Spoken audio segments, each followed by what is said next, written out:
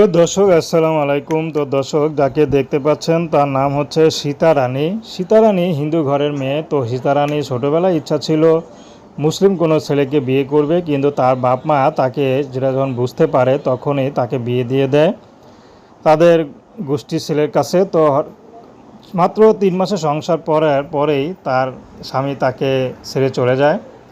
তো সীতা রানী এখন ইউটিউবে এসেছেন, যদি ভালো একটা মানুষ পায় তাহলে মুসলিম কোনো পরিবারের ছেলেকে বিয়ে করবে। অন্তত মুসলিম ছেলে 2-3টা বিয়ে করলেও তারা কখনো স্ত্রীকে ছেলে এভাবে চলে যায় না, এতটুকু বিশ্বাস সীতারানীর আছে। তো সীতারানী যেহেতু সন্তান হয়নি, মাত্র 3 মাসের সংসার, এখনও সীতারানী ভালো আছে, দেখতেও শুনতে মাশাআল্লাহ ভালো। সীতারানী চাচ্ছে কোনো বিবাহিত পুরুষ যদি তাকে বিয়ে করে, সে যদি মুসলিম ঘরের হয় চোখ বন্ধ করে তাকে বিয়ে করবে। সে যদি একটু বয়স বেশি হয় তার কোনো আপত্তি নেই। সীতারানী একটা স্কুলে চাকরি করে, তো সেখান থেকে যা পায় কোনো মতে চলে। তার পরিবারে মা আছে, বাবা আছে, কিন্তু এখন তার মা বাবার কাছে থাকে, কিন্তু গোপনে তিনি ইউটিউবে এসেছেন।